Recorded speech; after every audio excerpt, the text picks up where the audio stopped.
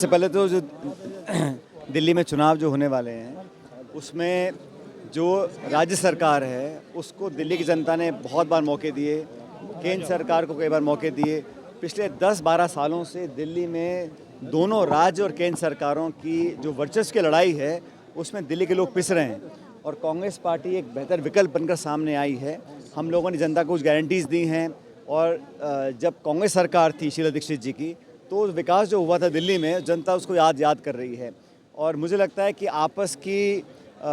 वर्चस्व की लड़ाई में अपने आप को बड़ा साबित करने में शीश महल और राजमहल में कितना रुपया खर्च हुआ, इन चर्चाओं से हटकर कांग्रेस ने एक बेहतर ब्लूप्रिंट जनता के सामने प्रस्तुत किया है। मुझे पूरा विश्वास है कि मजबूती से लड़ेंगे, परिणाम अच्छे आएंगे और कांग्रेस पार्टी का परफॉर्मेंस पहले से बहुत बेहतर रहेगा दिल्ली के अंदर। ये देखिए, इंडिया गठबंधन का जब हमने राहुल गांधी जी, खड़गे जी ने शुरुआत करी थी तो सब दलों को साथ लेकर आए थे लोकसभा में और बहुत बेहतर परिणाम आए थे, चाहे वो महाराष्ट्र में हो, उत्तर प्रदेश में हो, राजस्थान में हो, हरियाणा में हो।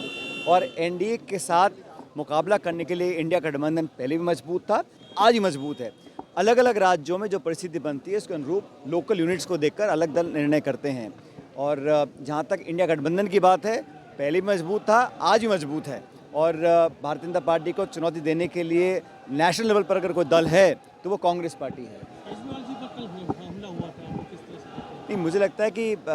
हिंसा की कोई जगह राजनीति में नहीं होनी चाहिए, लेकिन जो जनता जवाब मांग रही है, जिन लोगों को सत्ता दी थी दिल्ली में, केंद्र में और राज्य में, दोनों भाजपा और आम आदमी पार्टी सिर्फ आपस में तू तड़ाक और आरोप प्रत्यारोप में फंस गई है और मुझे लगता है कि दिल्ली के लोगों को उसका खामियाजा उठाना पड़ रहा है। लोग बेहतर विकल्प चाहते हैं और अच्छा ऑप्शन कांग्रेस पार्टी बनकर सामने आएगी। ट्रंप के हाथ में सत्ता जारी है, भारत का फायदा और नुकसान देखा जाता है, उससे आप क्या सोचते हैं? मुझे लगता है कि दोनों मुल्कों में सत्ता किसी के पास भी हो, लेकिन दोनों सबसे बड़ा लोकतंत्र, सबसे पुराना लोकतंत्र है और दोनों देशों के जो द्विपक्षीय संबंध हैं वो अटूट हैं, बहुत मजबूत रहेंगे और जो भी नया राष्ट्रपति बनता है जनता की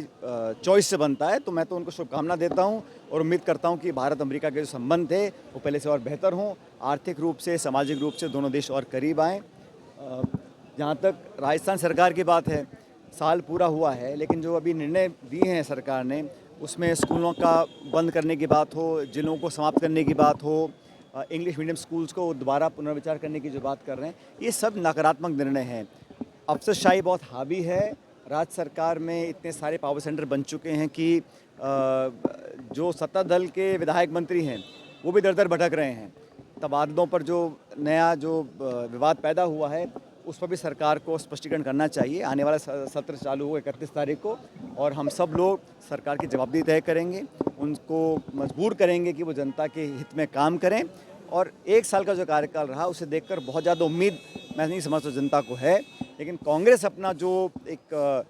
विपक्ष की भूमिका है वो मजबूती से निभाएगी। हम सदन के पटन पर, सदन के बाहर लगातार जवाब पूछते रहेंगे और जवाबदेही तय करते रहेंगे। सत्र आने वाला है, बजट भी आएगा, आपको लगता है सकारात्मक रूप से संसद? हम तो पिछले बजट पे जो घोषणाएं की थी, 4 लाख रोजगार की बात की थी, अभी जो एमओयू साइन किए हैं 35 लाख करोड़ के साइन किए हैं, उनमें से कितने कारगर होंगे, तो पारदर्शिता के साथ सरकार को अपनी बात रखनी चाहिए। हम तो चाहेंगे चर्चा हो, लेकिन सदन को चलाने की जिम्मेदारी सरकार की होती है। हर मुद्दे पर चर्चा हो और कई बार जैसे मैंने देखा है पार्लियामेंट के अंदर, लोकसभा के अंदर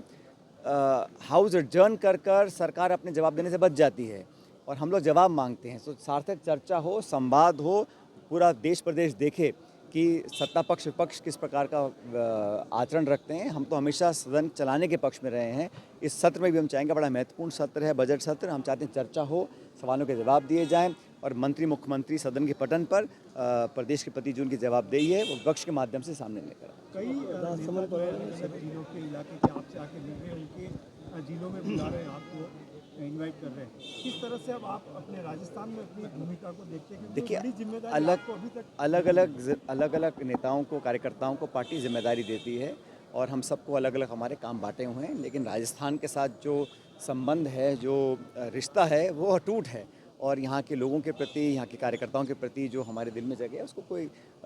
कम नहीं कर सकता। आज हम विपक्ष में हैं, लेकिन जहाँ जहाँ कार्यकर्ताओं को ज़रूरत है, पार्टी को ज़रूरत है, संगठन के रूप से जहाँ जहाँ जनता बुलाती है हम सब लोग वहाँ जाते हैं और सबको साथ लेकर चलते हैं। और कांग्रेस पार्टी विपक्ष में है, लेकिन हम सबकी जो मजबूती, हमारी एकजुटता है और हम सब कार्यकर्ता नेता एक परिवार के रूप में काम कर रहे हैं, हमारी सबसे बड़ी ताकत है। लेकिन एक बड़ी जिम्मेदारी आपको मिले, सबकी यही इच्छा है। फिर मेरे को तो जिम्मेदारी दे रखी छत्तीसगढ़ की, वो मेरा राज्य है, मैं जिम्मेदार हूँ। लेकिन राजस्थान के अंदर यहाँ से मैं चुनकर गया हूँ, यहाँ पर बहुत काम करने का मौका मिला है, सत्ता में भी विपक्ष में भी। तो यहाँ के लोग, यहाँ की जनता, यहाँ के कार्यकर्ता, यहाँ की मिट्टी के साथ जो संबंध है, वही मेरी सबसे बड़ी उपलब्धि है।